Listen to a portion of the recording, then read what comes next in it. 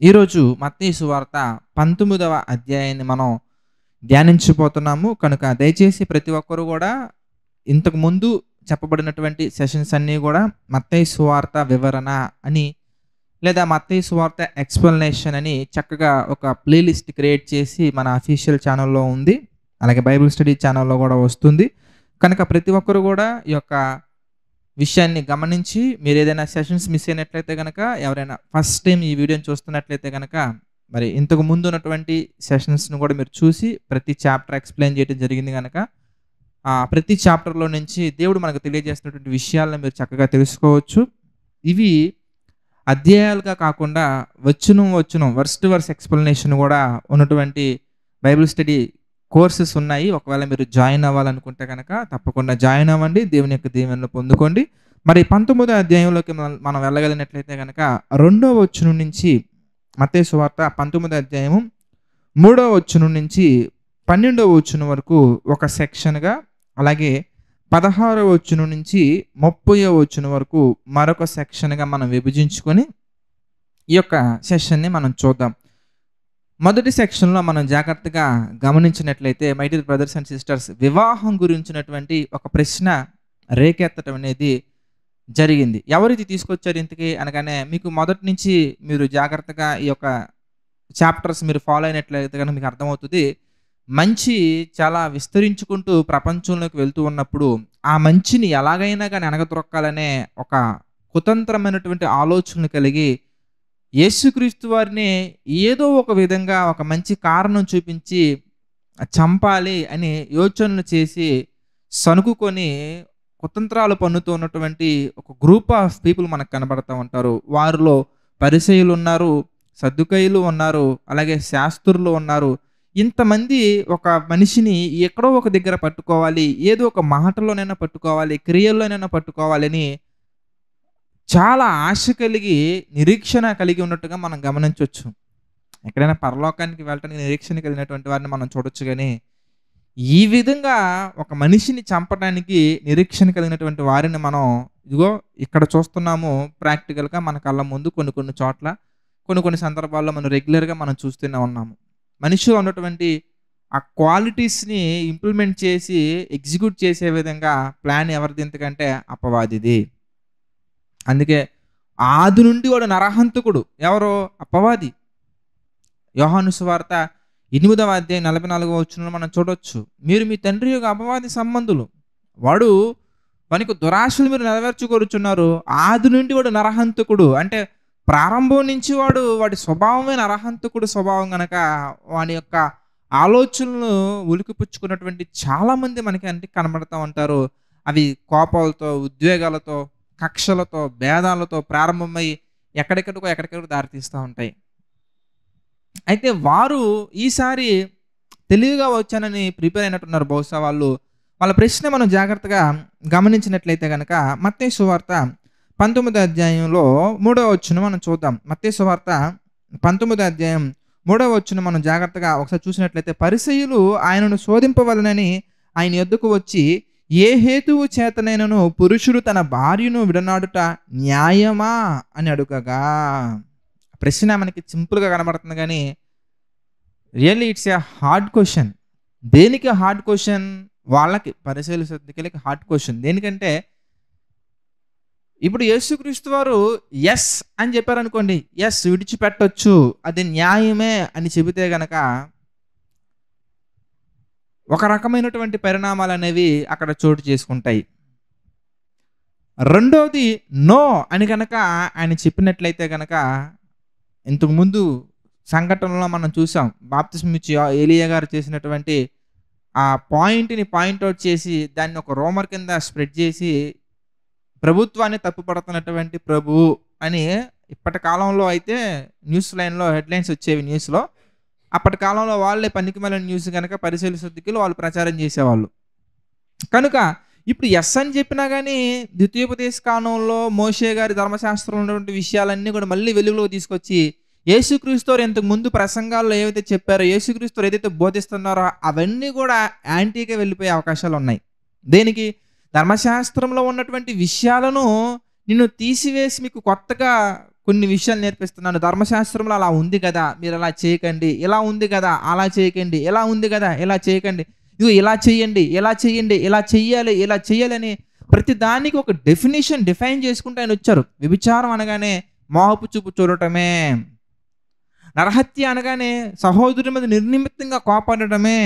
ఇలా ప్రతి దానికి ఒక డెఫినిషన్ తీసుకొచ్చి మనిషి యొక్క మనస్సును మార్చడానికి, మనిషి యొక్క మనస్సులో మంచిని నింపటానికి దేవుడు చేస్తున్నటువంటి అద్భుతమైన బోధలకి ఆయనే బ్రేక్ వేసుకుంటారేమో అని భావించారు బహుశా వారు. అందుకే ఆ ప్రశ్న అడుగుతున్నారు. ఏ విధముగా అయినా కానీ, అది ఏ కారణమైనా కానీ. ఎందుకంటే ఆయన మాట్లాడుతూ మత్తయి సువార్తలో మనం గమనించవచ్చు, వ్యభిచార కారణమును బట్టి కాక అని మాట్లాడతారు మత్తయి సువార్తలో. అంటే వ్యభిచార కారణాన్ని బట్టి ఇవ్వచ్చా అని ప్రశ్న రైస్ చేసి, ఏ విధముగా అయినా అది ఏదైనా అవ్వచ్చు. ఎందుకంటే అలా నొక్కి స్ట్రెస్ చేయడంలో వాళ్ళే సాటినట్టుగా వాళ్ళు ఫీల్ అవుతూ ఉంటారు. పరిసయ్యులు, సద్దుకయ్యులు, శాస్త్రులు వీళ్ళంతా కూడా మనం గమనించినట్లయితే యోహాను సువార్త 1వ అధ్యాయంలో మనం చూడొచ్చు. బాప్తిస్మం ఇచ్చే యోహాను గారు బాప్తిస్మం ఇస్తున్నప్పుడు ఆయన, నేను ఈ వ్యక్తివా, ఆ వ్యక్తివా, ఏలియావా, ఎవరు నువ్వు అని చెప్పేసి 1,00,000 ప్రశ్నలు అడిగి ఆయనని దాన్ని అంటారు శోధించటం. ఒక మనిషిని శోధించటంలో వాళ్ళు అందరూ PhD చేసినట్టున్నారు బహుశా. కనుక యేసుక్రీస్తు వారు ఆ ప్రశ్న అడిగినప్పుడు యేసుక్రీస్తు వారి సమాధానం, ఎందుకంటే యేసుక్రీస్తు వారి సమాధానం అనేది రెండిటికి సంబంధించింది కాదు. దేనికంటే ఆయన చెప్పే ప్రతి మాట మనం జాగ్రత్తగా బైబిల్ నుంచి ధ్యానించినట్లయితే కనుక, దేవుని యొక్క ఆజ్ఞలను మనం గైకొనడం కంటే ముందు ఆయన యొక్క మనస్సును మనం అర్థం చేసుకోవాలి. అందుకే కనికరమ్మనే కోరుచున్నాను కానీ బలిని కోరటలేదు. విశ్రాంతి దినం రోజున మీరు ఎందుకు తింటున్నారు, మీ శిష్యులు ఎందుకు చేతులు కడుక్కోకుండా భోజనం చేస్తున్నారు, మీరు ఎందుకు అలా చేస్తున్నారు, ఎలా చేస్తున్నారంటే, ఒక మనిషిని ఆజ్ఞలు అనే ఒక చెరలో పెట్టి బంధించి దేవుని యొక్క విషయాలను పాటించటం, గైకొనడం కష్టం అనే ఒక చెర క్రియేట్ చేసేసారు వీళ్ళంతా. అందుకే మనుషులు కల్పించిన పద్ధతులు, దైవోపదేశాలను బోధిస్తున్నారు.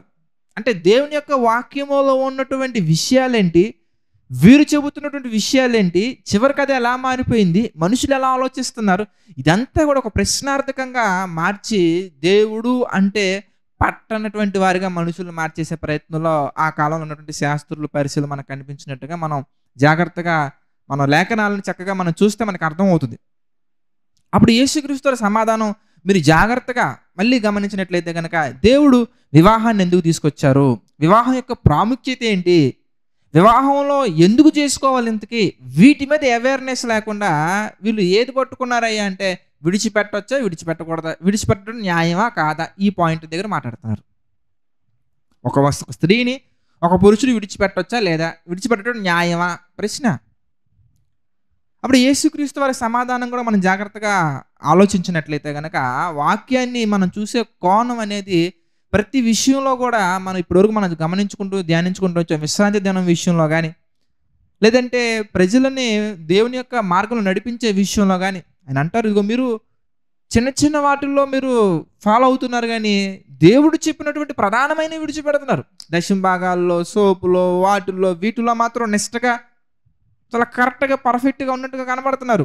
కానీ దేవుడు అవి పెట్టింది దేనికి అనగానే, మీరు తినడానికి కాదు, మిమ్మల్ని మీరు పోషించుకోవడానికి కాదు, మీ కుటుంబాలను పోషించుకోవడానికి కాదు, వాటి యొక్క ప్రధానమైనటువంటి కారణం ఏంటి ఇంతకీ అనగానే, న్యాయము, కనికరము, ప్రేమ, ఇవి ఒక మనిషిలో వర్ధిల్లటానికి, ఇవి ఒక మనిషిలో బలపడటానికి, ఒక మనిషిలో అంచెలంచెలకు తీసుకెళ్ళటానికి దేవుడు వీటిని పెట్టారు తప్ప, మనుషులు ఏం చేశారంటే వాటిని పట్టుకొని వీటిని విడిచిపెడుతున్నారు. అవి కావాలి, ఇవి కావాలి, రెండిట్లో ఏది ప్రధానమైనది, ఏది ప్రాముఖ్యమైనది అంటే కనికరము, ప్రేమ, దేవుని యొక్క గుణగణాలను మనం అన్వయించుకొని, వాటిని మన జీవితంలో అన్వయించుకొని అనుసరించి మన జీవితాలు అనేక మందికి మాదిరిగా చూపించాలి అనేది దేవుని యొక్క ఉద్దేశం. కానీ అప్పటి కాలంలో మనుషులు ఎలా మార్చేశారు, దానికి ఈ శాస్త్రులు ఎలా మార్చేశారు అనడానికి అనేకమైన ఉదాహరణలనే మనం గమనించాం. 15వ అధ్యాయంలో, 14వ అధ్యాయంలో, 16వ అధ్యాయంలో మనం చూసాం. అయితే ఈ వివాహం గురించి కూడా మనం ఆలోచించినట్లయితే, యేసుక్రీస్తు చెబుతున్నటువంటి చక్కటి వివరణలోకి వెళ్ళి మనం ఆలోచించినట్లయితే కనుక, మొట్టమొదటిగా మనం ఒక విషయం గుర్తుంచుకోవాలి. ఏ కారణము వలనైనా కానీ వివాహంలో మరి పరిత్యాగ పత్రికలు ఇవ్వచ్చా అనే వాటి గురించి దేవుడి యొక్క సమాధానం మనం చూసినట్లయితే కనుక 19వ అధ్యాయంలో 4వ వచనం మనం చూద్దాం. 19వ అధ్యాయం 4వ వచనం మనం చూస్తే, ఆయన సృజించిన వాడు ఆది నుండి వారిని పురుషునిగాను స్త్రీనిగాను సృజించిననియు, ఇందు నిమిత్తము పురుషుడు తల్లిదండ్రులను విడిచి తన భార్యను హత్తుకొనును, వారిద్దరు ఏకశరీరముగా ఉందురని చెప్పిననియు మీరు చదవలేదా? మీరు ఎప్పుడు చదవలేదా? తన తండ్రిని విడిచి భార్యను హత్తుకొనుడనే ఆ మాట మీరు చదవలేదా? ఆది కాండంలో మనకు కనబడుతుంది. మీరు ఎప్పుడు చదవలేదా? దేవుడు మొదటి నుండి చెబుతున్నటువంటిది ఏంటి? ఇంతకీ భార్య భర్త ఇద్దరు కూడా ఏకశరీరంగా ఉంటారు. ఆ మాటలు మీకు ఎందుకు జ్ఞాపకం రావట్లేదు? మీరు ఎందుకు దాన్ని గుర్తించట్లేదు? కంటిన్యూషన్లో మీరు చూస్తేనండి ఇంకా, కాబట్టి వారికను ఇద్దరు కాక ఏకశరీరముగా ఉన్నారు కనుక దేవుడు జతపరచిన దానిని మనుష్యుడు వేరుపరచకూడదని చెప్పాను. అప్పుడు వాళ్ళు ఒక అద్భుతమైన లాజిక్ పట్టుకున్నట్టుగా వాళ్ళు ఫీల్ అయిపోతున్నారండి. 7వ వచనం మనం చూస్తే, అందుకు వారు, అలాగైతే పరిత్యాగ పత్రికనిచ్చామని విననాడుమని మోషే ఎందుకు ఆజ్ఞాపించునని వారు ఆయన అడగగా. Such a great logic. చూసారా, బైబిల్లో మనకు కనిపించే ప్రతి ఆజ్ఞ వెనక దేవుని యొక్క ప్రణాళికను మనం గుర్తించగలగాలి. దేవుని యొక్క ఉద్దేశాన్ని మనం గుర్తించగలగాలి. పరిత్యాగ పత్రిక ఇచ్చి భార్యని విడిచిపెట్టమని మోషే చెప్పారు కదా, మరి దాని గురించి ఏంటి చెప్పండి? దాని గురించి మీరు విడిచిపెట్టారా మై డియర్ జీసస్ అంటున్నారండి వాళ్ళు.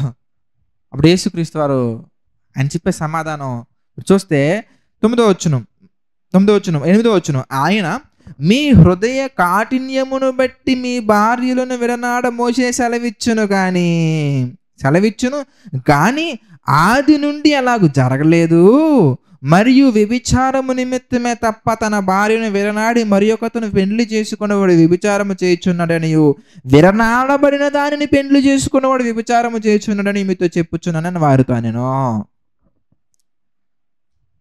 వీళ్ళ హృదయ కాఠిన్యాన్ని బట్టి అలా చెప్పారు, కానీ అలా చెప్పడం జరిగింది, కానీ ఆది నుండి అలా జరగల.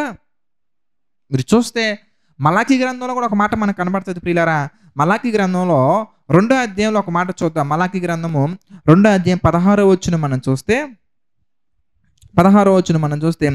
భార్యను పరిత్యజించుట నాకు అసహ్యమైన క్రియ అని ఇశ్రాయేలీల దేవుడు సెలవిచ్చుచున్నాడు. భార్యను విడిచిపెట్టడం అనేది దేవునికి అసహ్యమైనటువంటి క్రియ. అది ఏ కారణం చేతనైనా కావచ్చు, అది ఏ రీజన్ అయినా అవ్వచ్చు. అంటే దేవుని యొక్క ఉద్దేశం ఒక ఆడబిడ్డను విడిచిపెట్టమని కాదు, లేదా ఒక అబ్బాయిని విడిచిపెట్టమని కాదు. దేవుడు జతపరిచిన దానిని మనుషులు వేరు చేయకూడదు. వేరు చేయడం అనేది కరెక్ట్ కాదు.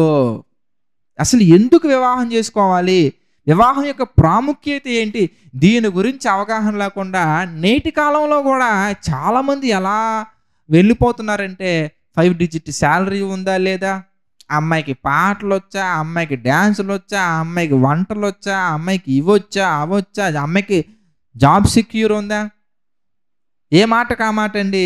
ఆడపిల్లలు కూడా ఈ కాలంలో మరి స్టడీ చేసుకోవడం చాలా ఇంపార్టెంట్, మరి జాబ్ వెతుక్కోవడం చాలా ఇంపార్టెంట్, చేతి పని ఉండడం చాలా ఇంపార్టెంట్. ఎందుకంటే భవిష్యత్తులో ఎలా ఉంటాడో మనకు తెలియదు. అలాంటి ఎందుకు తీసుకొస్తున్నారు మీరు? భవిష్యత్తులో ఎలా ఉంటాడో తెలియనటువంటి ఒక వ్యక్తిని మీరు ఎందుకు తీసుకొస్తున్నారు?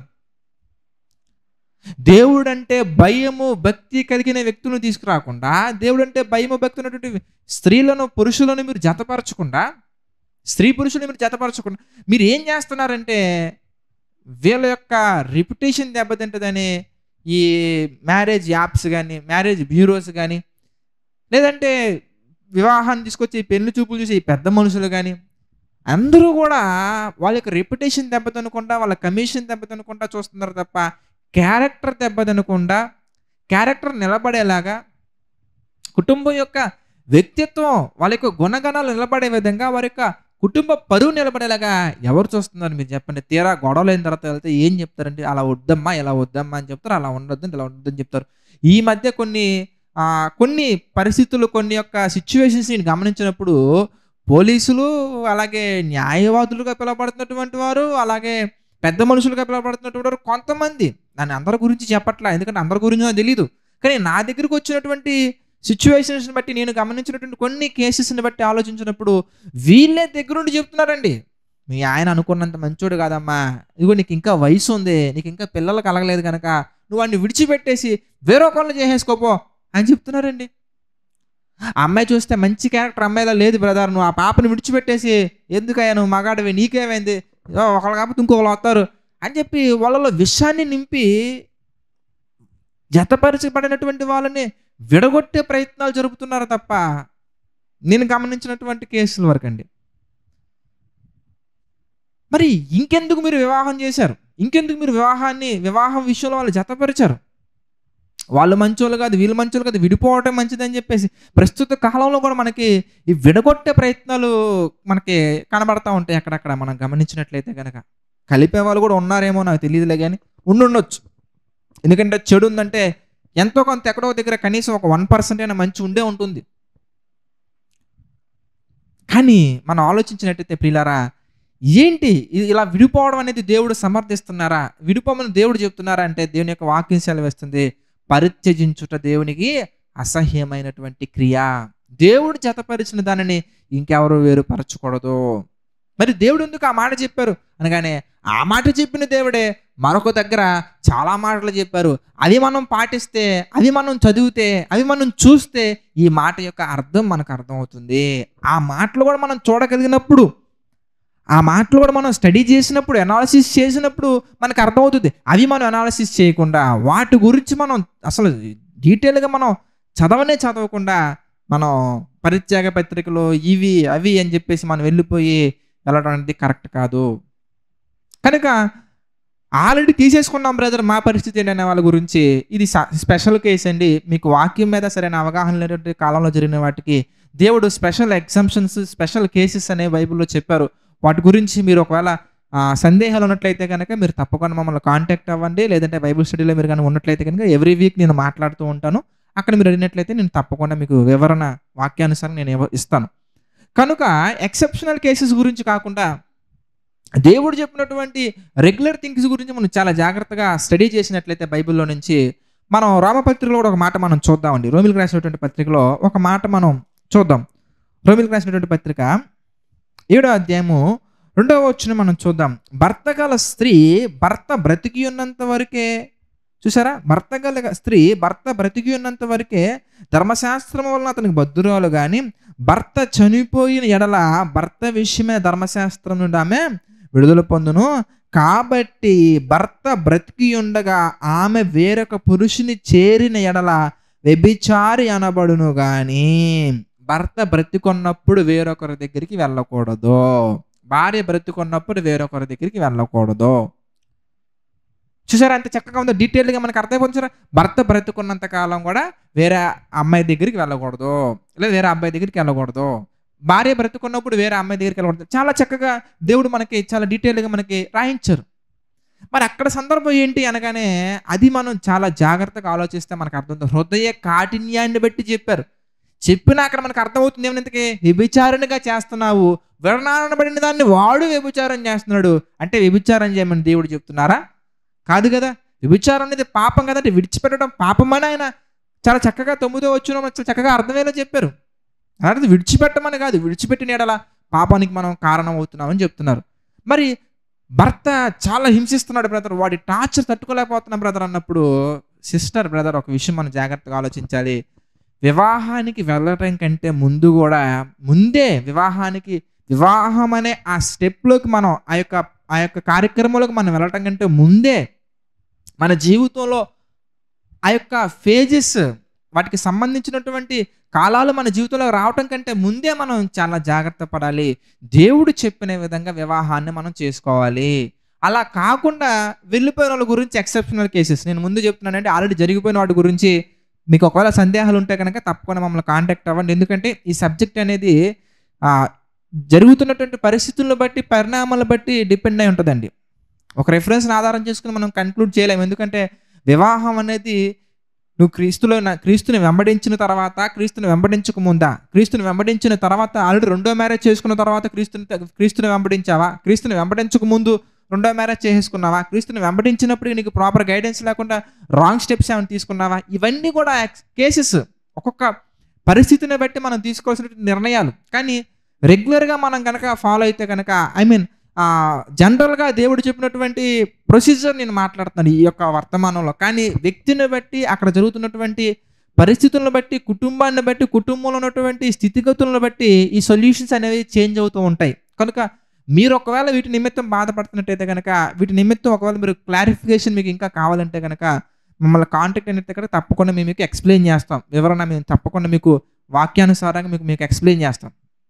కనుక ఒకవేళ నీ భర్త మారకపోతే దేవుడు చెబుతున్నటువంటి విషయాలేంటి అనగానే, భర్త మారలేదా, భర్త చర్చికి రావట్లేదా, భర్త దేవుని యొక్క వాక్యానుసారంగా నడుచుకోవట్లేదా, భర్త పాపంలో ఉన్నాడా, అప్పుడు దేవుడు చెబుతున్నటువంటి వివరణ ఏంటంటే, పేతురు గారు రాసినటువంటి మొదటి పత్రిక మనం చూస్తే 3వ అధ్యాయంలో, పేతురు గారు రాసినటువంటి మొదటి పత్రిక 3వ అధ్యాయం 1 నుంచి మనం 6 వచనాలు మనం జాగ్రత్తగా స్టడీ చేసినట్లయితే, వాక్యాన్ని ధ్యానించినట్లయితే కనుక, అటువలే స్త్రీలారా, పేతురు గారు రాసిన మొదటి పత్రిక 3వ అధ్యాయం 1 నుంచి 6 వచనాలు మనం చూస్తే, అటువలే స్త్రీలారా మీరు మీ స్వపురుషులకు లోబడి ఉండుడి, అందువలన మీలో ఎవరైనా వాక్యమునకు అవిధేయులైతే వారు భయముతో కూడిన మీ పవిత్ర ప్రవర్తన చూసి, సరే అని చక్కగా చెప్తున్నా, మీ పవిత్ర ప్రవర్తన చూసి వాక్యము లేకుండానే తమ భార్యల నడవడి వలన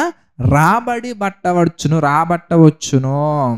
కనుక మీ పవిత్ర ప్రవర్తనతో నువ్వు మార్చుకునే ప్రయత్నం చేయాలి, అంతేగాని విడిచిపెట్టడం సొల్యూషన్ కాదు. నీ హస్బెండ్ వాక్యానికి అవిధేయంగా ఉన్నారా, మీ హస్బెండ్ వాక్యానుసారంగా నడుచుకోవట్లేదా?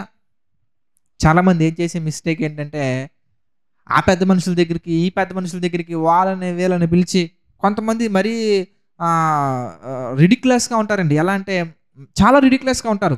కావాలని అక్కడ ఆ సేవకులకి కాల్స్ చేసేసి, అయ్యగారు మా ఆయనకి కొంచెం బుద్ధి చెప్పండి, ఈ పని చేశారు, ఆ పని చేశారు అని చెప్పి స్పీకర్ ఆన్ చేసి మాట్లాడుతూ ఉంటారండి. మా ఆయనకి అసలు లెక్క లేకుండా పోతుందండి, అసలు సంపాదన అంటే అసలు లేదండి, ఇలా లేదండి, అలా లేదండి అని చెప్పేసి చాలా వల్గర్‌గా మాట్లాడుతూ ఉంటారండి. ఇక్కడ విషయం, దేవుని యొక్క వాక్యం ఏం చెప్తున్నారయ్యా అంటే, నీ యొక్క ప్రవర్తన వలన, పవిత్ర ప్రవర్తన వలన మీ యొక్క హస్బెండ్లో మార్పు మీరు తీసుకురావచ్చు. మీ హస్బెండ్లో మార్పు రావటానికి బైబిల్లో ఉన్న విషయాలు బోధించాల్సిన అవసరంలా, బైబిల్లో విన్న విషయాల ప్రకారంగా నీ వ్యక్తిగత జీవితాన్ని నువ్వు చూపించగలిగితే, వాక్యాన్ని చెప్పడం కాదు, ఒక హస్బెండ్ లేదా ఒక అబ్బాయిని మార్చాలంటే అతని యొక్క భార్యగా ఉన్నటువంటి నీవు, లేదా నీ భర్త మారాలి అంటే బైబిల్లో ఉన్నటువంటి బైబిల్ స్టడీ కోర్స్ 1, 2, 3 JCM 1, 2, 3, 4 ఇలా మొత్తం చెప్పేసి రెఫరెన్స్లు చెప్తే కాదు.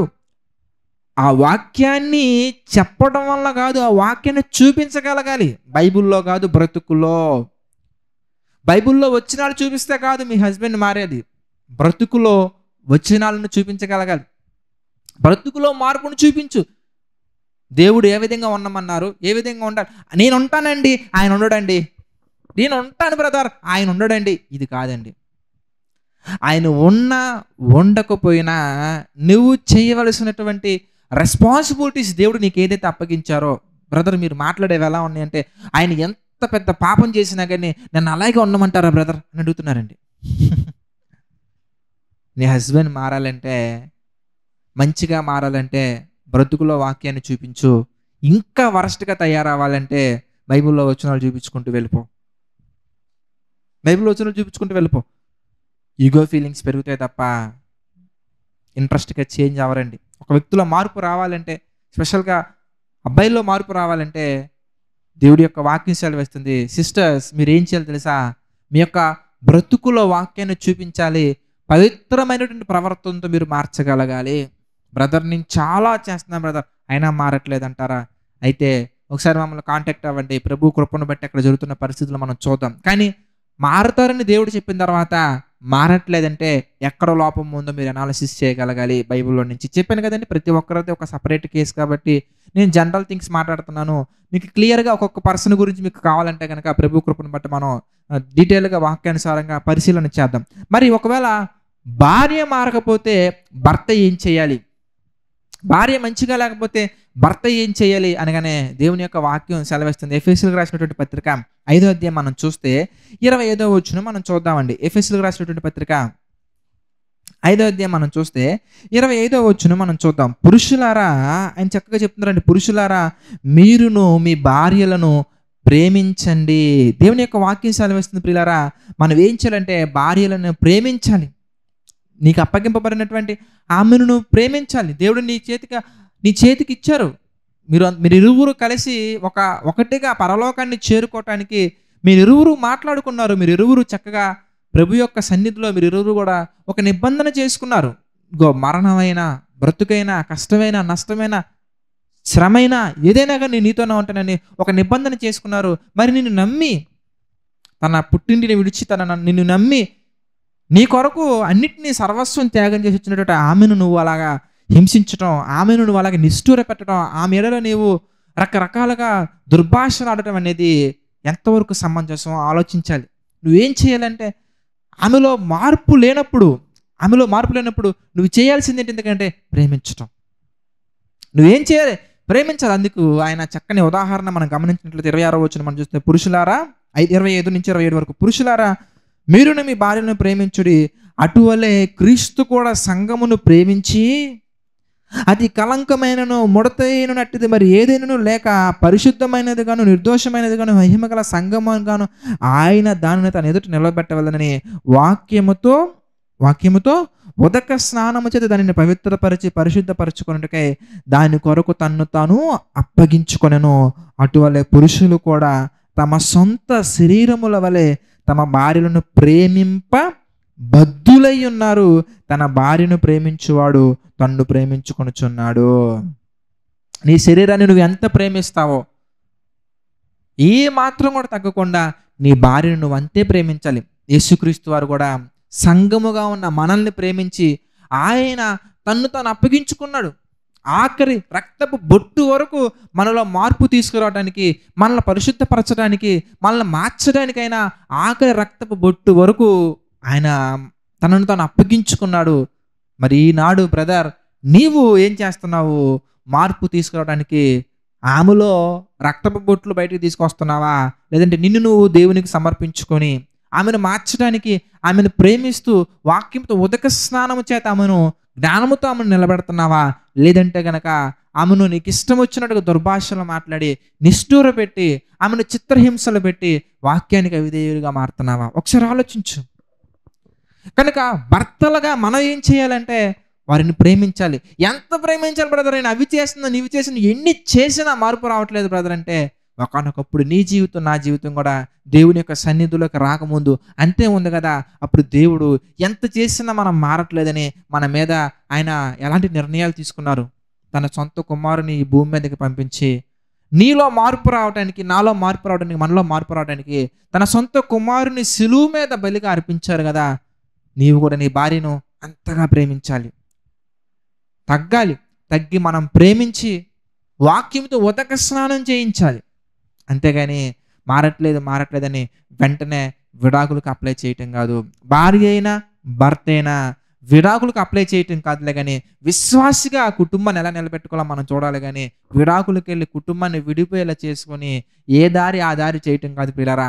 అందరూ కలిసి యేసుక్రీస్తు వారి యొక్క దారిలో వచ్చి కుటుంబాన్ని కట్టుకొని ప్రతి ఒక్క కుటుంబాన్ని కూడా పరలోకంలో ఉన్నటువంటి దేవుడు తండ్రి అని మనకి ఎఫెసీ పత్రిక 3:5 చక్కగా దేవుడు వర్ణిస్తున్నారు. కనుక మన కుటుంబానికి అధిపతిగా, మన కుటుంబానికి తండ్రిగా దేవుణ్ణి పెట్టి మనం వెలగలిగినట్లయితే కనుక దేవుడు మనకు అప్పగించినటువంటి బైబిల్లో భర్త ఎలా ఉండాలి, భార్య ఎలా ఉండాలి, పిల్లలు ఎలా ఉండాలి, తండ్రి ఎలా ఉండాలి, తల్లి ఎలా ఉండాలి, అన్నల పట్ల ఎలా ఉండాలి, చెల్లెళ్ళ పట్ల ఎలా ఉండాలి, చాలా చక్కగా బ్రతికిన వారి జీవితాలు రాశారు.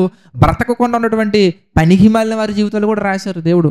దేవుని కొరకు బ్రతికితే నీ జీవితం ఎంతో గొప్పగా వర్ధిల్లుతుంది, బ్రతకకపోతే నీ జీవితం ఎంత దిక్కుమాలిన జీవితంగా మారిపోతుంది. రెండు నీ కాళ్ళ ముందు పెట్టారు దేవుడు. చాలా మంది అంటూ ఉంటారండి, ఎందుకంటే బైబిల్ ఆ సందర్భం రాయించారు, ఈ సందర్భం రాయించారంటే, ఈ సందర్భం దేవుడు చెప్పిన ప్రకారంగా బ్రతకకపోతే నీ లైఫ్ ఎలా మారిపోతుందో తెలియజేయటం కొరకు రాయించారు. బ్రతికితే ఎలా ఉంటుందో తెలియజేయడం కోసం ఇది రాయించారు. అందుకే మొదటి కొరింథీ పత్రిక 10వ అధ్యాయంలో మనం చూస్తే ఈ సంగతులు మనకి దృష్టాంతాలుగా ఉండడానికి దేవుడు పెట్టారు. మనకి యుగాంతమందున మనకి దృష్టాంతాలు. ఇదిగో నువ్వు బ్రతికితే నీ లైఫ్ ఎలా ఉంటుంది, బ్రతకకపోతే నీ లైఫ్ ఎలా ఉంటుంది. బ్రతికావా, వెరీ గుడ్. బ్రతకలేదా, you are going to be experience the some miserable situations in your life. ఒక విషాదకరమైనటువంటి, బాధాకరమైనటువంటి సిచ్యువేషన్ నీ జీవితంలో ఎదుర్కొనబోతున్నామని చెప్పడం కొరకు దేవుడు చెప్పారు. అంటే వీటిని బట్టి మనకేం అర్థమవుతుంది మీరు బాగా ఆలోచించినట్లయితే గనక, భర్త బాగున్నా బాలేకపోయినా గానీ, భర్తను మార్చుకొనుట కొరకు ప్రార్థిస్తూ ప్రవర్తనతో నువ్వు ప్రయత్నిస్తూనే ఉండాలి. భార్య మారకపోతే ఏం చేయాలో తెలుసా? భార్య మారకపోతే ప్రార్థనాపూర్వకంగా ఆమెలో మార్పు తీసుకురావడం కొరకు ప్రయత్నిస్తూ ఉండాలి. ఆఖరి రక్తపు బొట్టు వరకు ప్రయత్నిస్తూనే ఉండాలి. ప్రేమిస్తూనే ఉండాలి. భార్య భర్తను ప్రేమించాలి, భర్త భార్యను ప్రేమించాలి, భార్య భర్తకు లోబడాలి, భర్త దేవునికి లోబడాలి. మనందరం దేవునికి లోబడాలండి. భర్త నేనే అధికారిని కదా, నాకంటే పైన ఎవడున్నాళ్లే అని చెప్పేసి పిచ్చి పిచ్చిగా మాట్లాడకూడదు బ్రదర్. పిచ్చి పిచ్చి వేషాలు వేయకూడదు బ్రదర్. నీ మీద దేవుడు ఉన్నాడు. చెల్లమ్మ, నువ్వు అతనికి లోబడాలని దేవుడు నీకు అప్పగించారు కనుక నువ్వు అతనికి లోబడాలి, అతను దేవునికి లోబడాలి. నేను లోబడుతున్నా, ఆయన లోబడట్లేదు అనేది నీకు సంబంధించిన విషయం కాదు. అతను లోబడుతున్నా లేదనేది దేవునికి సంబంధించినటువంటి విషయం. నిన్ను ప్రేమిస్తున్నా బ్రదర్, ఆమెలో మార్పు రావట్లేదంటే, ప్రేమించకపోతే you should complaint to God. You can give complaint. Prayer చేయండి. ఆమెలో మార్పు తీసుకురావడం కొరకు నీ ప్రయత్నాలను నువ్వు చేయండి. మీ ప్రయత్నాన్ని మీరు చేస్తూ ప్రార్థనాపూర్వకంగా ఆమెలో మార్పు తీసుకురావడం కొరకు ప్రయత్నిస్తే తప్పకుండా దేవుడు తగినటువంటి పరిస్థితులు కుటుంబంలో తీసుకొచ్చి కుటుంబం అంతా కూడా చక్కగా పచ్చగా ఉండేలాగైనా మంచి పరిస్థితులు మన కుటుంబంలో తీసుకొస్తారు. అంతేగాని విడాకులు అనేది సొల్యూషన్ కాదు. విశ్వాసులుగా ముందుకెళ్తూ అనేక మందికి మీ యొక్క కుటుంబాన్ని మాదిరిగా ఉంచుకోవడం అనేది దేవుడు చెబుతున్న విషయం తప్ప విడాకులు ఇచ్చేమని కాదు బ్రదర్. కనుక విడాకులు ప్రకారంగానే వెళ్ళాలి అనే ఉద్దేశంతో కాకుండా విశ్వాసులుగా మనం ఏం చేయాలి, దేవుడు మనకి ఏం చెప్పారు అనేవి మనం చూసుకుంటూ వెళ్ళాలి. మొదట్లో నేను ప్రేమించినప్పుడు బాగా మాట్లాడారండి, ఇప్పుడు ఎలా మాట్లాడుతున్నారండి అంటే, వాక్యానికి ఎగెయినెస్ట్గా డెసిషన్స్ నువ్వు తీసుకుని వెళ్ళావు కదా, మరి వాటి ఫలితాలు కూడా నువ్వు అనుభవించాల్సిందే. ప్రారంభంలో తల్లిదండ్రులు వద్దని చెప్పలేదా? మీకు చెప్పారా లేదా? చెప్పారు. అయినా కానీ పరిగెత్తుకుంటూ పోలీస్ స్టేషన్ వరకు వెళ్ళి వివాహాలు చేసుకున్నారు. వారికంటే ముందు సేవకులు మీకు చెప్పలేదా యేసేపు వల్లే ఉండాలి, యవ్వనేచ్చులకు దూరంగా పారిపోవాలని? యేసేపు గారి జీవితాన్ని, అలాగే ఎంతోమంది భక్తుల జీవితాన్ని ఉదాహరణ తీసుకుని మీకు చెప్పలేదా? సేవకులు చెప్పలేదా? చెప్పారు కదా. అయినా కానీ పరిగెత్తుకుంటూ యవ్వనేచ్ఛ నుంచి దూరంగా పారిపోమంటే యవ్వనేచ్ఛలు పొందుకోవడం కొరకు పారిపోయావు. దేవుని సన్నిధుల నుంచి పారిపోయి యవ్వనేచ్ఛలకు నువ్వు వెళ్ళిపోయావు. మరి వాటికి ఎగైనెస్ట్గా నువ్వు వాటి యొక్క ప్రతిఫలాన్ని అనుభవించాలి కదా. ఆలోచించండి ఒకసారి. కనుక కంప్లైంట్స్ ఇవ్వటం మానేసి మనం ఏం చేయాలంటే బ్రదర్స్ అండ్ సిస్టర్స్, కాంప్రమైజ్ అవటం నేర్చుకోవాలి. ఒక ఫ్యామిలీ ముందుకెళ్ళాలంటే, ఒక కుటుంబం ముందుకెళ్ళాలంటే, దేవుని యొక్క సన్నిధిలో మనం ముందుకెళ్ళాలంటే వీ షుడ్ కాంప్రమైజ్. ఆ కాంప్రమైజ్ అనేది వాక్యానికి విరుద్ధమైన విషయాల్లో అస్సలు కాంప్రమైజ్ అవ్వాల్సిన అవసరం లేదు. ఏ విషయాల్లో కాంప్రమైజ్ అవ్వాలి, ఏ విషయాల్లో కాంప్రమైజ్ అవ్వకూడదు, ఇవన్నీ కూడా మీకు ఒకవేళ కౌన్సిలింగ్ కావాలంటే కనుక జేసీ చర్చ్ తరపున ఒక ఫ్యామిలీకి సంబంధించినటువంటి ఒక గ్రూప్ లాగా ఒక ఫామ్ చేద్దాం అనుకుంటున్నాము. తప్పకుండా మీరు అందులో జాయిన్ అవ్వండి. స్మైలీ గారు, నేను ప్రభు కృపను బట్టి, అలాగే మన సంఘంలో ఉన్నటువంటి కొంతమంది ఇంకా పెద్దవారు ఎవరైతే వివాహ జీవితంలో దేవుని కృపను బట్టి చక్కగా వెళ్తున్నారో వారి చేత అనేకమైన సజెషన్స్, అనేకమైనటువంటి విషయాలు ప్రభు కృపను బట్టి చక్కగా వాక్యానుసారంగా మీకు ఎడ్యుకేట్ చేస్తూ అనేకమైన విషయాలు విడాకుల కొరకు కాదు, విశ్వాసులుగా ముందుకెళ్ళటానికి, విశ్వాసులుగా మనం ముందుకు కొనసాగడానికి అనేకమైనటువంటి కార్యక్రమాలు చేపట్టాలని ఆలోచనలో ఉన్నాం కనుక ప్రార్థించండి. ఈ పరిచయం ఇంకా వేగంగా ముందుకెళ్ళినట్టుగా మీ అనుదిన ప్రార్థనలు తప్పకుండా జ్ఞాపకం చేసుకుని, దేవుడు మాకు ఇచ్చినటువంటి అనుభవాన్ని బట్టి, వాక్యంలో మమ్మల్ని పెంచినటువంటి విధానాన్ని బట్టి ప్రభు చిత్త ప్రకారంగా అనేకమైన కార్యక్రమాలు చేయాలని ఆశ కలిగి ఉన్నాం కనుక వీటి నిమిత్తం ప్రార్థించండి. తప్పకుండా మీకు ఏదైనా సందేహాలు ఉంటే కనుక కాంటాక్ట్ అవ్వండి. కుటుంబాన్ని చీడ్చుకోవడం మానేసి, చెదరగొట్టుకోవడం మానేసి చక్కగా దేవునిలో నిలబెట్టుకోండి. చిగురాకు వలె చక్కగా మనం అభివృద్ధి పొందుతూ ముందుకెళ్ళాలి కానీ చెడగొట్టుకోవడం అనేది మంచి పద్ధతి కాదు. జ్ఞానవంతురాలు తన ఇల్లు కట్టుకొనును, మూఢురాలు తన ఇల్లు పెరికివేయను.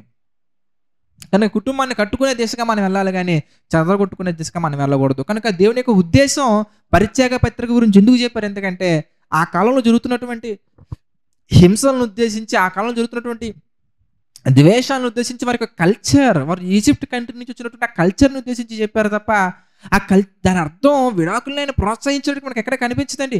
విడాకులు ఇచ్చారా, మీరు ఇక వ్యభిచారం చేస్తున్నారని చెప్పి చక్కగా ఆయన మాట్లాడుతున్న సందర్భాలు మనం చూడొచ్చు. అదేవిధంగా మనం గమనించినట్లయితే భార్య బ్రతికున్నంత కాలం భర్త దగ్గర ఉండాలి, భర్త బ్రతికున్నంత కాలం భార్య దగ్గర ఉండాలి. ఇంకా మనం చూస్తే ఇదిగో విడాకులు తీసుకుంటే నాకు అసహ్యమైనటువంటి క్రియ అని దేవుడు మాట్లాడినట్టుగా మనం చూడొచ్చు. ఏది ఏమైనా కానీ కుటుంబంతో కలిసి ముందుకు సాగటం కొరకు మీరిద్దరు ఒక నిబంధన తీసుకున్నారో ఆ నిబంధనకు లోబడాలి. మీరు గమనించినట్లయితే పాత నిబంధన ఇట్ సెల్ఫ్ ఒక నిబంధన. దేనికి? పాత నిబంధన అంటే కొత్త నిబంధన రాకముందు నిబంధన ఏంటి? ఇజ్రాయేలులతో దేవుడు తీసుకున్న నిబంధన ఏంటి? ఎందుకంటే ఇదిగో నేను మిమ్మల్ని విస్తరింప చేస్తాను, పాలుతెనులు ప్రవహించే దేశాన్ని తీసుకెళ్తాను. వారు ఎలాంటి వారైనా వాళ్ళు మార్చుకోవడం వరకు దేవుడు ప్రయాసపడలేదా? వాళ్ళు మార్చుకోవడం వరకు దేవుడు ప్రయత్నించలేదా? ఈజిప్ట్ కంట్రీకి నుంచి వాళ్ళు వచ్చిన కొత్తలో ఎలాంటి పిచ్చి పిచ్చి వేషాలు వేశారు, ఎంత అవిశ్వాసులుగా ఉన్నారు. వారి కొరకు దేవుడు మన్నాను కురిపించలేదా? వారి కొరకు రాత్రుల నుంచి నీళ్లు తీసుకురాలేదా? వారికి పగలు మేఘస్తంభం ఇవ్వలేదా? రాత్రి అగ్నిస్తంభం ఇవ్వలేదా? Even though they are not doing good, వారికి జీవితం అనేది విశ్వాసులుగా లేదు, అవిశ్వాసులుగా ఉన్నారు. అయినా దేవుడు వాళ్ళని ప్రేమించారా లేదా? ఎంత ప్రేమించారు. అలాగే కొత్త నిబంధన మనతో దేవుడు, మనందరితో, ప్రపంచంతో దేవుడు చేసుకున్న నిబంధన. ఆ నిబంధన నిమిత్తం మనందరూ అవిశ్వాసులుగా ఉండగానే, మనం ఇంకనూ పాపులుగా ఉండగానే, మనకు తెలుసు రామపత్రికలో 5వ అధ్యాయంలో మనం గమనించవచ్చు, నీతిమంతుని కొరకు ఒకడు మరణించుట అరుదు, ఒకళ్ళు తెగించవచ్చేమో, కానీ మనం ఇంకనూ పాపులుగా ఉండగానే మన నిమిత్తము తన కుమారునైనా భూమి మీదకి పంపించడం మనం గమనించాం, మనం చూసాం, ఇంకో ప్రాక్టికల్గా మనం చూసాం, ఎక్స్పీరియన్స్. అప్పుడు వాళ్ళు మారలేదు అని మనం రీజన్స్ చెప్తున్నాం కదా. ఒకప్పుడు మనం కూడా మారలేదు కదా. మనం మారలేనప్పుడు దేవుడు మనల్ని విడిచిపెట్టారా? విడిచిపెట్టకపోగానే అంటున్నారు, ఇదిగో నిన్ను విడువను ఎడబాయను, ఎడబాటు కూడా లేకుండా చూసుకుంటాను దేవుడు చెప్పినప్పుడు మనకి ఇవ్వబడినటువంటి లైఫ్ పార్ట్నర్ని విడిచిపెట్టడం అనేది సొల్యూషన్ కానే కాదు.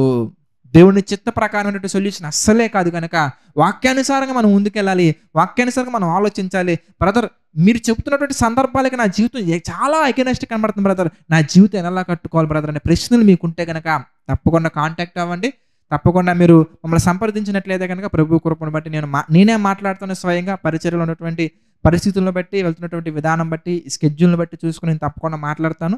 లేదు మీరు గుడివాడలో ఉన్నటువంటి మన చర్చి దగ్గర మీరు వచ్చినట్లయితే కనుక మన సిస్టర్స్ కానీ బ్రదర్స్ కానీ మీకు టైమింగ్స్ చెప్తారు. ఆ టైంలో మీరు వచ్చినట్లయితే కనుక తప్పకుండా నేను అవైలబుల్గా ఉంటాను. తప్పకుండా ప్రతి ఒక్కరి గురించి మనం మాట్లాడుకుందాం. ఓకే, మంచిది. నెక్స్ట్ సెక్షన్లోకి మనం వెళ్ళగలిగినట్లయితే కనుక 16వ అధ్యాయం నుంచి 30వ వచనం వరకు, 16వ వచనం నుంచి 30వ వచనం వరకు, మత్తయి సువార్త 19వ అధ్యాయము 16వ వచనం నుంచి 30వ వచనం వరకు మనం జాగ్రత్తగా గమనించినట్లయితే అక్కడ మరొక సందర్భం మనకు కనబడుతుందండి. అదేంటంటే ఒక వ్యక్తి యేసుక్రీస్తు వారి దగ్గరికి వస్తారు, యవనస్తుడు. ఒక వ్యక్తి వచ్చి ఆయన దగ్గరికి వచ్చి, అయ్యా అదిగో మరి నేను నిత్యజీవంలోకి వెళ్ళడానికి, నిత్యజీవం సంపాదించుకోవడానికి, దాని నిత్యజీవం నేను వారసుని అవ్వడానికి నేను ఏం చేయాలి అనగానే యేసుక్రీస్తు వారు చక్కని సమాధానం చెప్తారు. నీకు కొన్ని ఆజ్ఞలు ఇవ్వబడ్డాయి కదా, ఆజ్ఞలు గైకొను అని చెప్తారండి. అప్పుడు అతను చెప్తారు చాలా చక్కగా, ఇదిగో నేను నరహత్య చేయవద్దు, వ్యభిచరింపవద్దు అని యేసుక్రీస్తు వారు చెప్పిన తర్వాత అందుకు ఆ యవ్వనుడు 20వ వచనం మనం చూస్తే, ఇవన్నీ నేను అనుసరించుతూనే ఉన్నాను, ఇక్కడ నాకు కొదువు ఏమని అడిగాను. మంచిది ప్రభువా, నేను బైబిల్లో మరి చెప్పినటువంటి ధర్మశాస్త్రంలో రాయబడినటువంటి ఆజ్ఞలని నేను గైకొంటున్నాను, ఇంక నాకు కొదువేంటి ప్రభువా అని అన్నప్పుడు, ఇంక నాకు కొదువేముంది, నేనుగో నరహత్య చేయట్లేదు, వ్యభిచరించట్లేదు, దొంగతనం చేయట్లేదు, అబద్ధం ఆడట్లేదు, ఇగో దేవుడు చెప్పిన ఆజ్ఞలన్నీ గైకొంటున్నాను కదా, నేను ఇంక వెళ్ళిపోతానా అనగానే యేసుక్రీస్తు చెప్తున్నటువంటి మాట, పరిపూర్ణుడు వగుటకు అనే మాట మనం చూద్దాం. మీకు నీవు పరిపూర్ణుడు వగుటకు 21వ వచనం మనం చూస్తే, అందుకు యేసు, నీవు పరిపూర్ణుడు వగుటకు కోరిన ఎడల పోయి నీ ఆస్తిని అమ్మి బేదలకిమ్ము, అప్పుడు పరలోకమందు నీకు ధనము కలుగును, నీవు వచ్చి నన్ను వెంబడింపమని చెప్పాను. కనుక జీవాన్ని సంపాదించుకోవాలంటే మొదటగా జీవంలో ప్రవేశించాలి. మనం జీవములో ప్రవేశించడం అనగానే దేవుని యొక్క ఆజ్ఞలు మనం గైకుంటే సరిపోద్దండి. యేసుక్రీస్తును సొంత రక్షకునిగా అంగీకరించి బాప్తిస్మం తీసుకొని దేవుని యొక్క ఆజ్ఞలు, దేవుని యొక్క విషయాలు మనం గైకుంటూ వెళ్తామంటే జీవంలోకి మనం ప్రవేశించినట్లే. అయితే మనల్ని దేవుడు కోరుకున్నదే మనకి చెప్పింది. ఆయన ఏంటంటే జీవంలో ప్రవేశించమనే కాదు, ఆయన అంటున్నారు మీ తండ్రి పరిపూర్ణుడు కనుక మీరును పరిపూర్ణులుగా ఉండాలి. మనం పరిపూర్ణులుగా మారాలి అంటే, మనం పరిపూర్ణులుగా మనం అభివృద్ధి పొందాలంటే, దేవుడు ఏ విధంగా ఉన్నారో ఆ విధంగా మనం పరిపూర్ణులుగా మారాలంటే, మనం పాయింట్ నెంబర్ 1 భక్తి అనే దానికి డెఫినేషన్ నేను మీకు చాలా సందర్భాల్లో యాకోబు రాసిన పత్రికలో కూడా నేను ఎక్స్ప్లెయిన్ చేశాను. 1వ అధ్యాయం చివరి వచనాలు మీరు చూస్తే మనకు అర్థమవుతుంది. భక్తి అనగా తండ్రి అయిన దేవుని ఎదుట నిష్కలంకమును పవిత్రమైన భక్తి ఏదనగా ఇహలోక మాలిన్యము తనకంటకుండా కాపాడుకొనుటయు. తర్వాత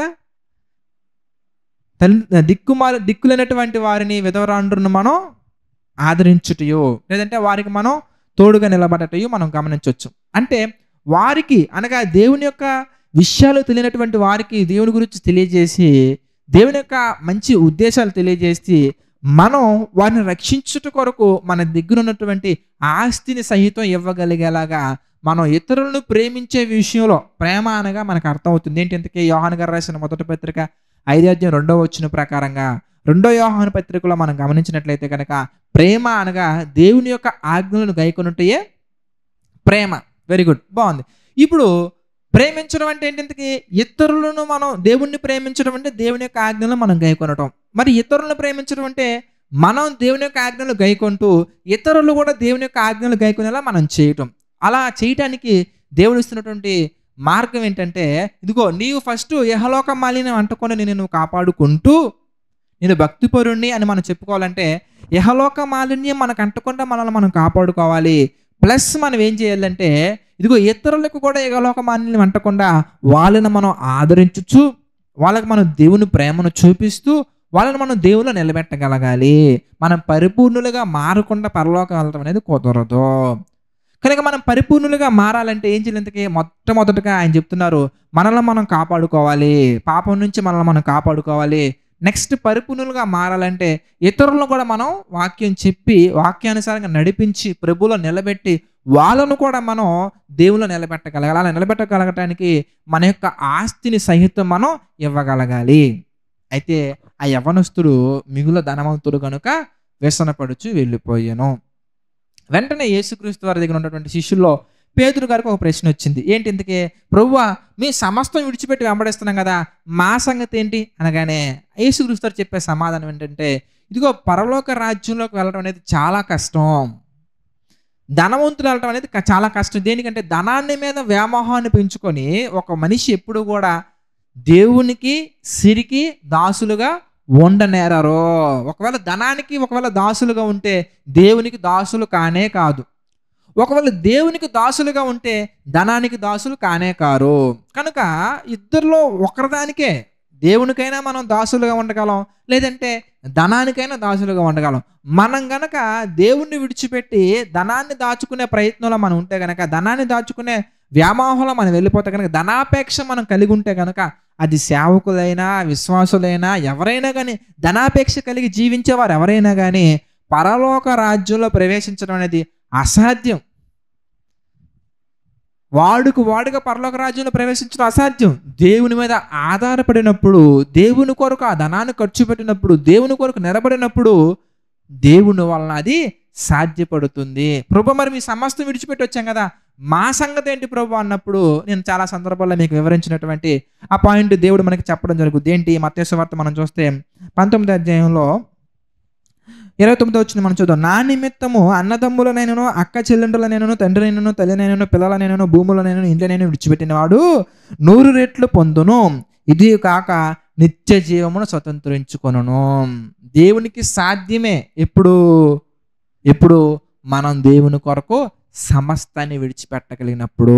మొట్టమొదటిగా మనలో పాపాన్ని విడిచిపెట్టాలి. రెండవదిగా ఇతరుల్లో పాపాన్ని విడిచిపెట్టేలా చేయటానికి మన దగ్గరున్న యావత్ ఆస్తిని మనం ఇవ్వగలగాలి. అవసరమైతే మన సహోదరుల నిమిత్తం ప్రాణాలను కూడా మనం పెట్టగలగాలి. అలా మనం పెట్టగలిగే స్థితిలో మనం వెళ్ళినప్పుడు ఇహమందు మనకి హింసలు ఉంటాయి. వాటితో పాటు మనం దేనినైతే ప్రభు నిమిత్తం కోల్పోయిన ప్రతి ఒక్కటి కూడా 100 అంతలు మనం పొందుకుంటాము. వాటితో పాటుగా పరలోకాన్ని కూడా మనం పొందుకుంటాము. కనుక my dear brothers and sisters, 19th chapter మీకు అర్థమైంది అనుకుంటున్నాను. స్టిల్ మీకు ఏమైనా ప్రశ్నలు ఉంటే కనుక తప్పకుండా మరి సాటర్డే మీరు ప్రిపేర్ అవ్వండి. తప్పకుండా మీరు అడగండి సాటర్డే. సో మత్తయి సువార్త 1వ అధ్యాయం నుంచి 10వ అధ్యాయం వరకు, అలాగే జేసిఎంస్ 1 నుంచి 10 వరకు రేపు సాటర్డే ఈవినింగ్ మీకు క్వశ్చన్ అండ్ ఆన్సర్ సెషన్ ఉంటుంది. మీకు ఏ ప్రశ్నలు ఉన్నా మీరు అడగండి. తప్పకుండా ప్రతి ప్రశ్నకి నేను సమాధానం తెలియజేస్తాను. సండే ఆఫ్టర్నూన్ ఎగ్జామ్ ఉంటుంది కనుక ప్రతి ఒక్కరు సిద్ధపడండి. కళ్ళు మూసుకున్నట్లయితే ప్రార్థన చేసుకుందాం. ప్రతి ఒక్కరు ప్రార్థనలో ఏకీభవించండి. ప్రార్థన. దయగల తండ్రి, ప్రేమగల దేవ, పరిశుద్ధ మహోన్నతుడ, అనేకమైన విషయాలు మాకు తెలియజేసి మీ కృపలో మా తండ్రి బలవంతులుగా చేస్తూ నిలబెడుతూ తండ్రి మమ్మల్ని ముందుకు తీసుకువెళ్తున్నారు. అందును బట్టి మీకే మహిమ, ఘనత, ప్రభావాలు చెల్లించుకుంటున్నాం తండ్రి. మమ్మల్ని అందరినీ ప్రభువా మీరు ఆదరించండి, దీవించండి తండ్రి. దేవా, ఆర్థిక, ఆరోగ్య, మానసిక సమస్యల్లో మా తండ్రి కృంగిన ప్రతి ఒక్కరిని మీరు జ్ఞాపకం చేసుకుని తండ్రి, కృంగిన వారి హృదయాలను దేవా నిలబెట్టండి, ఆదరించండి. మీ కొరకు నమ్మకంగా తండ్రి వర్ధిల్లుచు ముందుకు వెళ్ళే విధంగా సహాయం చేయండి తండ్రి. ఏదేమైనా తండ్రి మీ కొరకు నమ్మకంగా బ్రతికేలాగా ప్రతి ఒక్కరిని తండ్రి మీ కొరకు నిలబెట్టండి, సహాయం చేయండి తండ్రి. అదేవిధంగా ప్రభువా తండ్రి, ఈ యొక్క పరిచర్యకు ఆర్థికంగా సహకారంగా నిలబడుతున్న ప్రతి ఒక్కరిని మీరు జ్ఞాపకం చేసుకుని తండ్రి, ప్రతి ఒక్కరికి మీ కృప తోడుగా ఉంచి నడిపించండి, సహాయం చేయండి తండ్రి. ప్రభువా, ఈ యొక్క పరిచర్య నిమిత్తం ప్రార్థిస్తున్న వారు కూడా మీరు జ్ఞాపకం చేసుకుని తండ్రి నిలబెట్టండి, పరిశుద్ధపరచండి తండ్రి. అదేవిధంగా ప్రభువా, సంపూర్ణ సేవకు వచ్చినటువంటి చెల్లెమ్మలను బట్టి, తమ్ముళ్ళని బట్టి ప్రార్థిస్తున్నాను తండ్రి. వారిని దీవించండి, ఆశీర్వదించండి ప్రభువా, బలపరచండి. మీ యొక్క పరిచర్యను మేము ఇంకా అందరం తండ్రి ఇంకా వేగంగా ముందుకు తీసుకెళ్ళటకు మాకు సహాయం చేయండి. మమ్మల్ని అందరినీ మా తండ్రి మీ చిత్త ప్రకారంగా దీవించండి, ఆశీర్వదించండి తండ్రి. ప్రభువా, సమస్త మహిమ, ఘనత, ప్రభావాలు మీకే చెల్లించుకుంటూ, సమస్త మహిమ, ఘనత, ప్రభావాలు తండ్రి మీకే చెల్లించుకుంటూ, మా ప్రభువును రక్షకుడైన యేసుక్రీస్తు వారి పేరిట ఈ ప్రార్థన అడిగి వేడుకొనుచున్నాము తండ్రి. ఆమేన్. అందరికీ వందనాలండి. God bless you all.